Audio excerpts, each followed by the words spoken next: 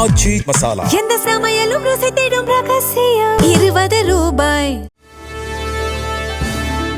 தமிழ்நாடு சட்டப்பேரவை தேர்தலில் கொளத்தூர் தொகுதியில் போட்டியிட்ட முதலமைச்சர் மு.க.ஸ்டாலின் அண்மையில் அதிமுகவில் இருந்து விலகி தாவேக சார்பில் களம் இறங்கிய வி.எஸ். பாபுவிடம் தோல்வியை தழுவினார். மொத்தமுள்ள 31 அமைச்சர்களில் துரைமுருகன், பழனிவேல் தியாகராஜன், டி.ஆர்.பி. ராஜா, கீதா ஜீவன், அன்பில் மகேஷ் உள்ளிட்ட 15 பேர் தோல்வியடைந்தனர். பதிவான வாக்குகளில் 82,997 வாக்குகளை வி.எஸ். பாபு பெற்ற நிலையில் முதலமைச்சர் மு.க.ஸ்டாலின் 74,202 வாக்குகள் மட்டுமே பெற்று 8,795 வாக்குகள் வித்தியாசத்தில் தோல்வியடைந்தார். தமிழக அரசியல் வரலாற்றில் முதலமைச்சர் பதவியில் இருந்த ஜெயலலிதா 1996ஆம் ஆண்டு தோல்வியடைந்த பிறகு முதலமைச்சராக இருந்த ஒருவர் சட்டப்பேரவை தேர்தலில் தனது சொந்த தொகுதியில் தோல்வியை தழுவுவது இதுவே முதல் முறையாகும். அதேபோல் திமுக தலைவராக இருந்தபோது சி.என். அண்ணாதுரை காஞ்சிபுரத்தில் தோல்வியடைந்தார். அவருக்கு பிறகு திமுக தலைவரான கருணாநிதி சட்டப்பேரவை தேர்தலில் தான் போட்டியிட்ட எந்த தொகுதியிலும் தோல்வியை சந்திக்காதவர். ஆனால் திமுக தலைவராக இருக்கும் ஸ்டாலின் அண்ணாவிற்கு பிறகு தனது தொகுதியில் தோல்வியை தழுவியுள்ளார்.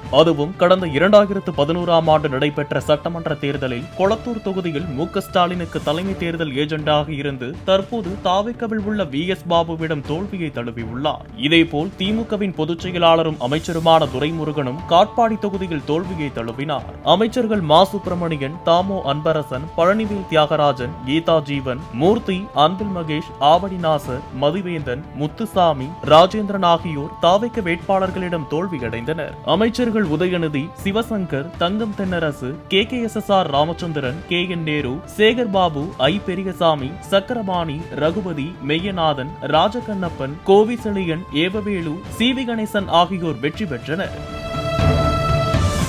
ஆச்சி மசாலா. எந்த சமையலும் ருசி தேடும் ரகசியம். 20 ரூபாய்.